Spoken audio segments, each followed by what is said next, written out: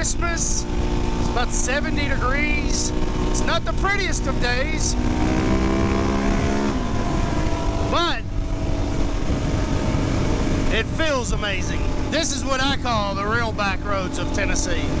Not specifically this, you'll see shortly. They're so remote, I have to map them because I won't be able to find them again.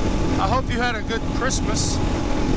I know I did. I'm glad it's over. Before I forget, somebody asked me in the comments what kind of mirrors I run, and I don't remember. I did post a link in his, under his comment. I responded.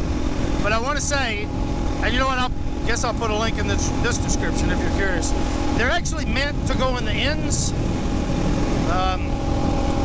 It comes with a little tube that goes in the ends. Obviously, that's not what I want. If that's what you want, great. If you want to run them like I do, under the bars, you have to do a tiny bit of modding, which is this ball and socket. If you take a file and file the corners on a 45-degree angle to get this kind of angle.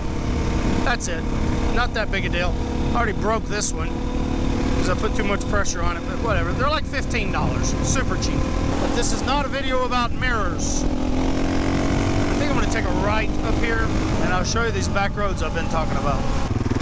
Whoa, shit. I need to let some air in my tire. I need to pull over, let a little air out. That's not good. Oh my God, I have no traction. Give me a second. I love a kickstand. I am running tubeless. That's why you see 2 valve stems. Let's see here. Find a stick or a rock. Maybe that'll work. Better? Maybe. Let's go see.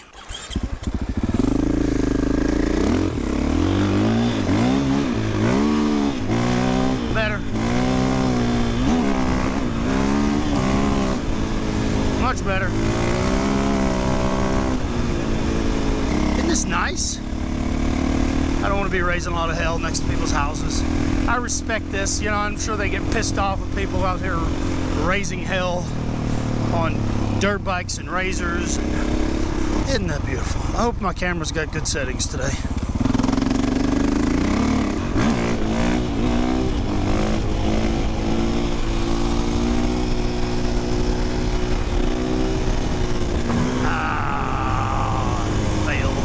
YouTube playing in the background. Oh, I was listening to Scary Stories, and that one was pretty scary. Mr. Ballin, I think his name is. Anyways, on the way here, I was listening to his good stuff.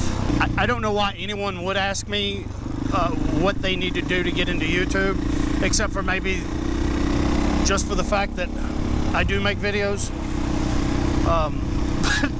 But if you need advice on how to make it on YouTube, I would say the secret is do the opposite of me. Most definitely, because the reason why I make videos is just for me. I realize what it is. It's a journal. It's a journal of what I've been into for the last 10 years, the things that interest me, and it has evolved. If you see where I started, it's evolved, it's changed, my thoughts have changed, and now it's my, there was a book by Matthew McConaughey, Green Lights. I loved the book, but now he's selling these journals because that's where his book came from, if you're unfamiliar with it. It's 30-something years of him writing down his thoughts. And I've said it in previous videos. You'll hear me, if you listen to my videos, you're going to hear me repeat myself a lot. I'm sorry. But, stay out of that.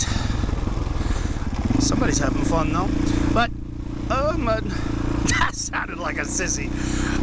So I always say this, there's 2 ways that you can learn to really develop your thoughts, and that is to either write about it or speak about it. Obviously, I speak about it. I can't even read my own damn handwriting, so that's one reason I don't write. So that's what these are. I realized, oh shit, these are my journals. These are my thoughts. So if I ever tried to use this platform to get popular, it would ruin that, you know, because what happens is, and this is where the video is going, it's about validation. And if you seek validation from the public, right, if that's where you get your validation, and we all do in one way or another, but if you seek it as an entertainer, it's very dangerous. And I kind of picked up on that about 10 years ago when I first started learning about YouTube, and I'm you know, studying it, and I'm trying to understand what it is. It's an amazing platform, but I realize the dangers of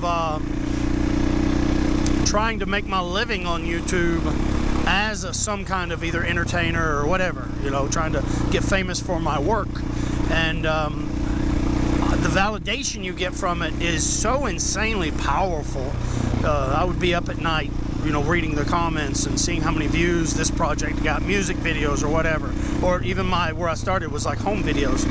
And I realized how dangerous that was. It was giving me all the dopamine and serotonin I needed to. It was giving me too much. Those highs are high and the lows are low. So I realized, no, let's just turn the camera around and film other people and try to make them famous, you know, for their career, whatever, you know, promoting people, advertising, marketing, that kind of stuff. So someone left me a comment, and it wasn't a very nice comment. Well, it was like, oh shit, what's up, fellas? Didn't know I see a fellow rider today. But river crossing. I don't have a hard time keeping my train of thought.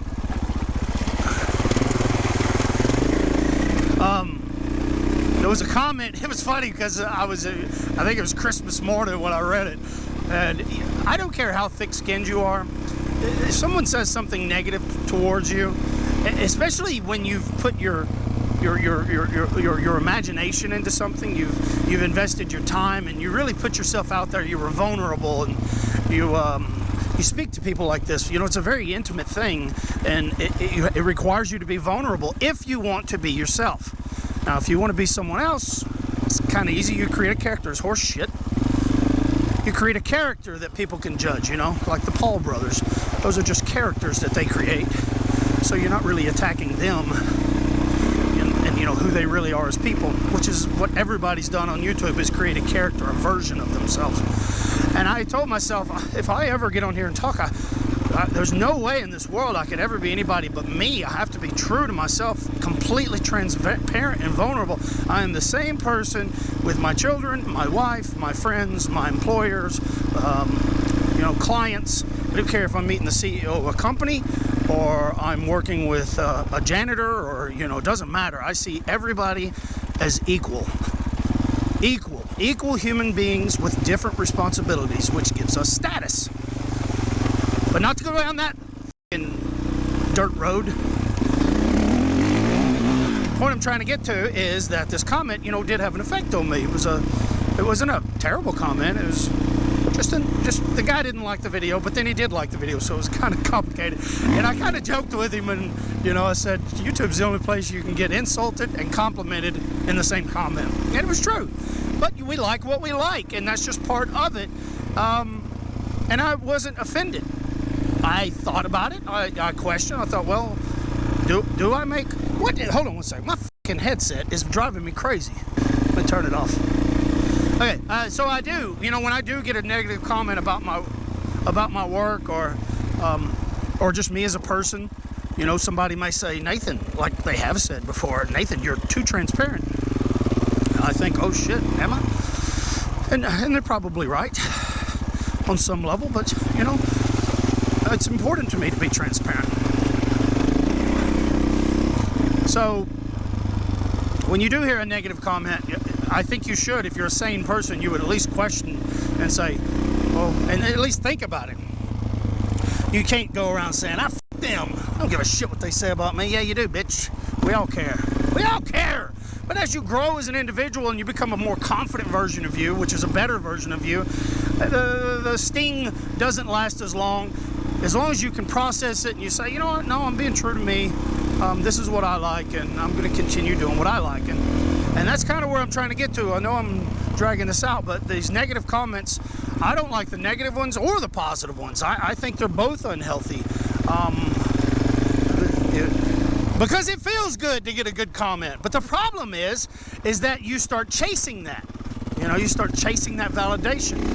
And that's where it gets dangerous. So it's a tough thing. So it's the reason why I'm inconsistent. It's the reason why it's always changing. I don't want to do anything for anyone else.